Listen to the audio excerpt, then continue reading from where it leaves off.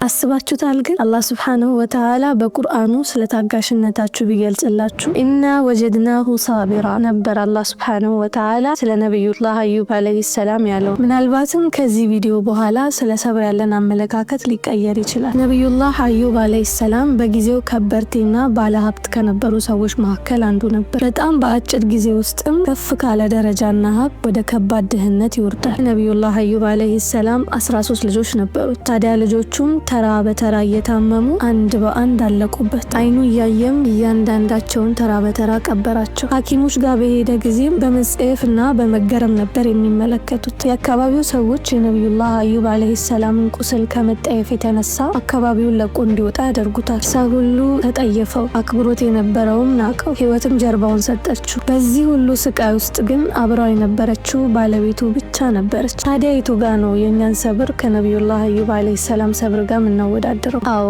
ዛሬ ስለ ነብዩላህ አዩብ አለይሂ ሰላም ከባዱ የህይወት ክፍል ነው የምናወራው።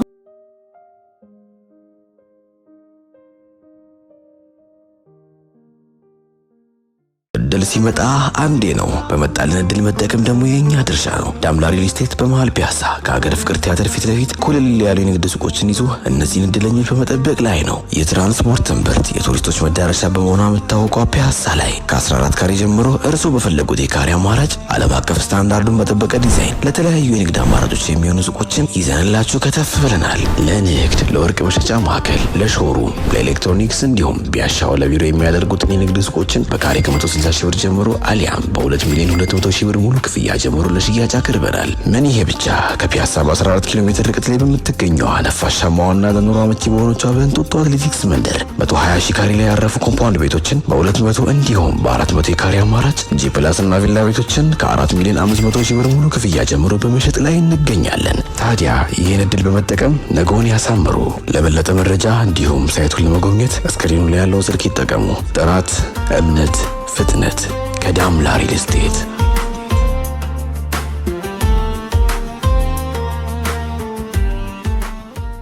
ሰላም አለይኩም ወራህመቱላሂ ወበረካቱ። እንዴናችሁ? እኔ ሀያት ሱለይማን ነኝ። ዛሬ ስለ ሰብር በተነሳ ቁጥር ሁሌም ስሙ ስለሚወሳው ነብዩላህ አዩብ አለይሂ ሰላም ነው የምናወራው። እንዴት ደግሞ ህይወቱ በአራት ቃላት ብቻ እንደተለወጠ እናያለን። ነብዩላህ አዩብ አለይሂ ሰላም በጊዜው ከበርቴና ባለሀብት ከነበሩ ሰዎች መካከል አንዱ ነበር። ትላልቅ የሆኑ መሬቶች፣ ብዙ ገንዘብና ከዛም አልፎ በቤት ውስጥ ብዙ ኻዲሞች የነበሩ ሰው ነበር። ታዲያ የነብዩላህ አዩብ አለይሂ ሰላም ርዝቅ ገንዘብ ብቻ ሳይሆን ህዝቦቹ መካከል ተወዳጅነት እንዲሁም ተሰሚነት ነበረው። ይህ ሁሉ በእንዲህ እንዳለ ታዲያ አላህ Subhanahu Wa Ta'ala ነብዩላህ አዩብ አለይሂ ሰላምን ሊፈትነው ይወስናል። ፈተናውም የሚጀምረው ከርዝቁ ነበር። ነብዩላህ አዩብ አለይሂ ሰላም የነበሩት መሬቶች፣ አዝርቶች በሙሉ ደረቁ። ገንዘቡንም ቀስ በቀስ ማጣት ጀመረ። የነበሩት ስራዎቹም ተራ በተራ ከሰሩበት። አንዱን በአንዱ ሊያካክስ ቢሞክርም ግን ምንም አልተረፈለትም ነበር። በጣም በአጭር ጊዜ ውስጥም ከፍ ካለ ደረጃና ሀብት ወደ ከባድ ድህነት ይወርዳል። ለኻዲሞቹ እንኳን የሚከፍለው ገንዘብ ስላልነበረው ተራ በተራ ሁሉም ጥለውት ይሄዳሉ። የነብዩላህ አዩብ አለይሂ ሰላም ፈተና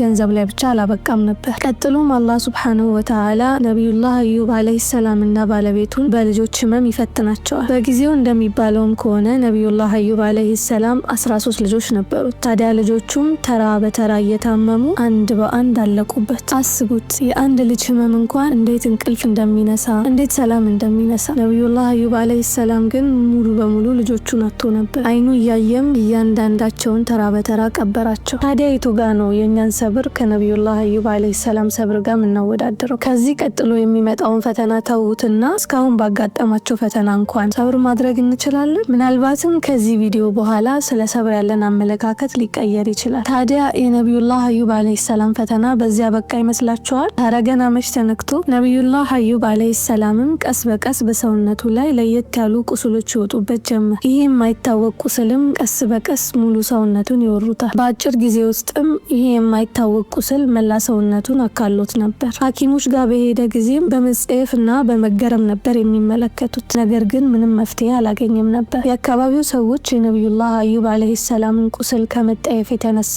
አካባቢውን ለቆ እንዲወጣ ያደርጉታል። ከመኖሪያውም ቦታ ተፈናቅሎ ራቅ ወዳለ ቦታ ይሄዳል። ያን ጊዜ ማንም አያየውም ነበር፣ እሱም ማንንም አያገኝም ነበር። ነቢዩላህ አዩብ አለይሂ ሰላምም ከዛ ከመሰለ ክብርና ሀብት ወደማይታሰብ ሁኔታና ወደማይታሰብ በሽታ ነበር የገባው። በዚህ ሁሉ ስቃይ ውስጥ ግን አብራው የነበረችው ባለቤቱ ብቻ ነበረች።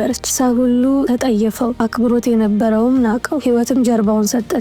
ነገር ግን በዚህ ሁሉ ሁኔታ ባለቤቱ አልተለየችውም ነበር። የነቢዩላህ አዩብ አለይሂ ሰላም ባለቤት ሳሊህና ደጋግ ከሚባሉ ሴቶች መካከል ነች። ለባለቤቷ ካላት ፍቅርና ክብርም የተነሳ የሚበላ የሚጠጣ ሲያጡ ወደ ከተማ ወርዳ ስራ ለመስራት ትወስናለች። ነገር ግን ምንም ያክል ስራ ብታፈላልግ ከኻዲምነት ውጪ ምንም ስራ አታገኝም። አስቡት፣ የሀገሩ ሴቶች ሁሉ የሚመኙት ባል፣ የሚመኙት ኑሮ የነበራት ሴት፣ ትዕዛዟ እንኳን ከአፏ ሳያልቅ ሁሉ ነገር እጇ ጋር የሚቀርብላት ሴት የሰው ቤት ሰራተኛ ልትሆን ወሰነች። ታዲያ ይህ ሁኔታ እጅግ ልብ ሰባሪ ነበር። በዚህ ሁኔታም ፈተናቸው አላበቃም ነበር። የነቢዩላህ አዩብ አለይሂ ሰላም ሰውነት እየተላ እየመረቀዘ መጣ። ከቁስሉም ከባድነት የተነሳ እግሩ መንቀሳቀስ አይችልም። በዚህ ሁኔታ ነቢዩላህ አዩብ አለይሂ ሰላም የአልጋ ቁራኛ ይሆናል። ካለበት ቦታም መንቀሳቀስ ስለማይችል ባለቤቱ ከስራ እስክትመለስ ለሰዓታት ይጠብቃት ነበር። በዚህ ሁኔታም ነቢዩላህ አዩብ አለይሂ ሰላምና ባለቤቱ 18 ዓመታትን ያሳልፋሉ። 18 ቀን አይደለም፣ 18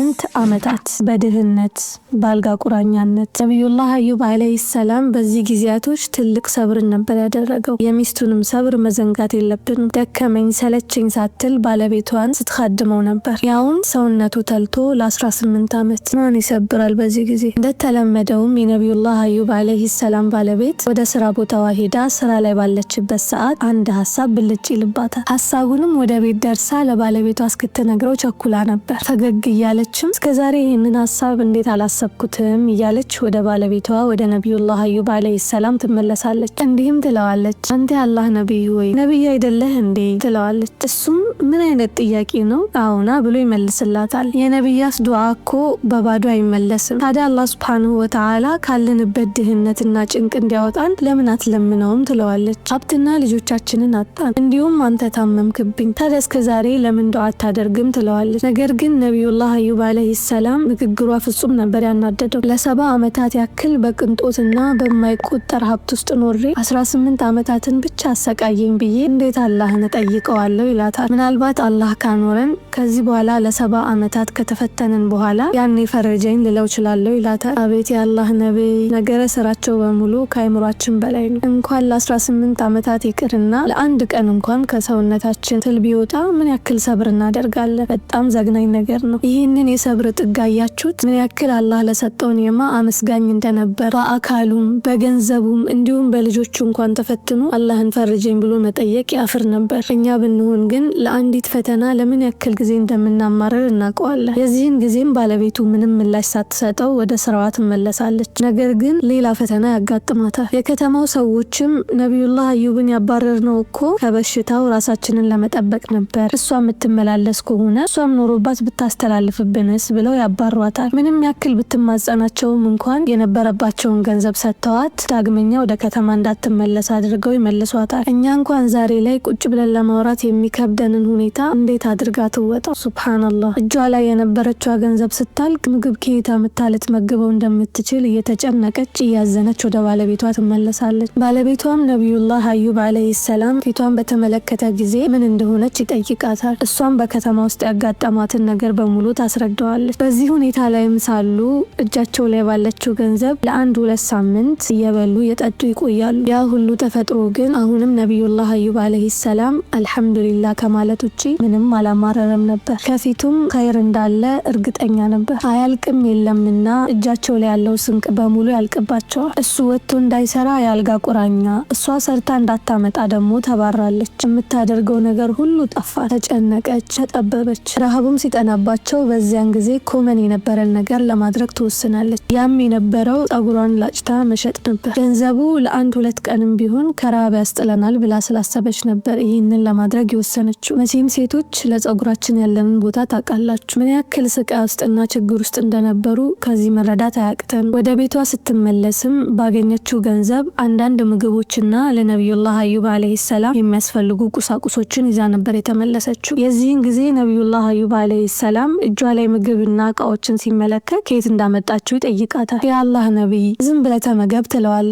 ነገር ግን ነቢዩላህ አዩብ አለይሂ ሰላም ከየት እንዳመጣሽው ካልነገርሽኝ አንድም ጉርሻ አልጎርስም ይላታል። ይህን ሁሉ ሁሉ ሰዓት የነቢዩላህ አዩብ አለይሂ ሰላም ባለቤት ሂጃቧን አልፈታችም ነበር። ነገር ግን ባለቤቷ አንድም ጉርሻ አልጎርስም ሲል አይኖቿን ባንዳቀረሩ ሂጃቧን ትፈታለች። ነቢዩላህ አዩብ አለይሂ ሰላምም ከድንጋጤውና ከሀዘኑ የተነሳ ፈዞ ቀረ። ይህንን በተመለከተች ጊዜም አስጠላሁበት ብላ እያለቀሰች ምግቡን ትታ ወደ ውስጥ ትገባለች። የባለቤቱን ትኩስ እንባና ስብራት ባየ ጊዜ ነቢዩላህ አዩብ አለይሂ ሰላም ለ18 ዓመታት ያሳለፈው የገንዘብ የልጅና የጤና ችግር ይህን ያክል አልሰበረውም ነበር። በዛ ሁሉ ፈተናዎች ውስጥ ሆኖ እንኳን ሳያማርር፣ ነገር ግን የባለቤቱን እንባ ሲያይ ልቡ ተሰበረ። በዚያ ስብራት ላይ ሳለም ወደ አላህ ቀና በማለት በአራት ቃሎች ብቻ አላህን ይጠይቀዋል።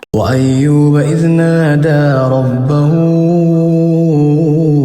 أني مسني الضر وأنت أرحم الراحمين ነቢዩላህ አዩብ አለይሂ ሰላምም ወደ ጌታው ቀና ብሎ ጌታዬ ሆይ ችግር ነካችኝ፣ አንተ አርሐሙ ራሒሚን፣ አንተም የአዛኞች ሁሉ አዛኝ ነህ ነበር ያለው። አስቡት፣ ለ18 ዓመታት በተላ ሰውነት ጠያቂ በሌለበት ቤት ውስጥ ቆይቶ ችግር ነካችኝ ብቻ ነበር ያለው። ታዲያ አላህ ሱብሓነሁ ወተዓላ የፈጠነ ነበር ምላሽ የሰጠው።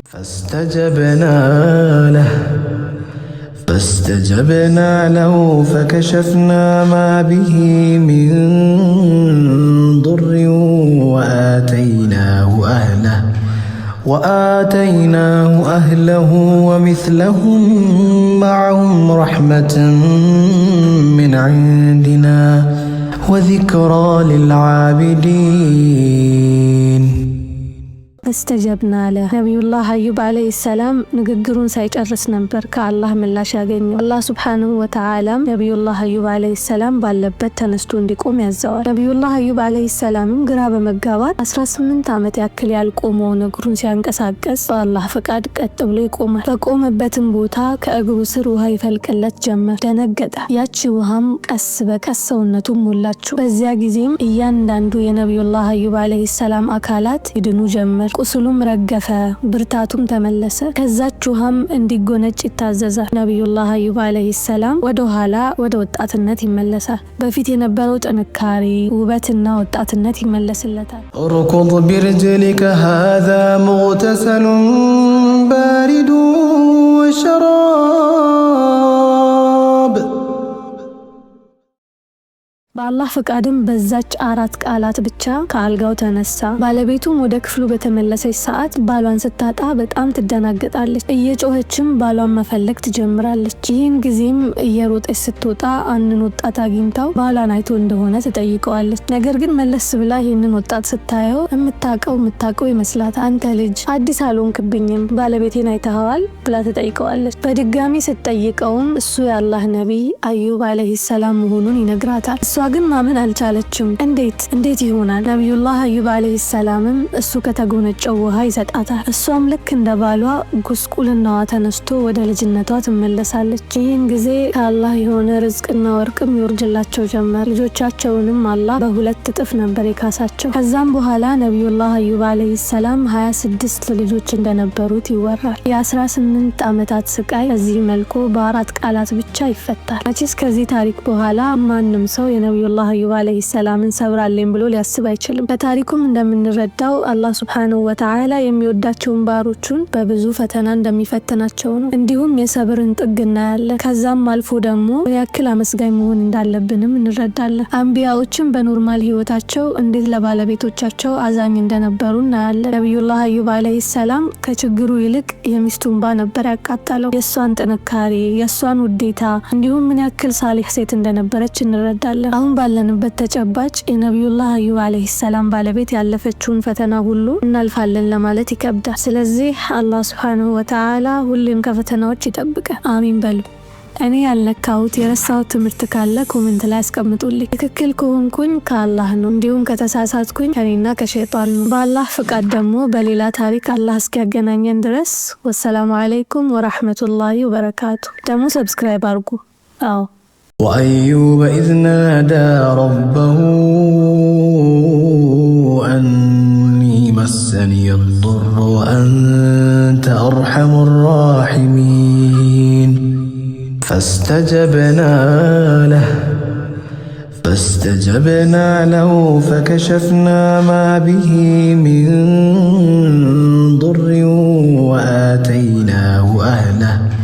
وآتيناه أهله ومثلهم معهم رحمة من عندنا وذكرى للعابدين.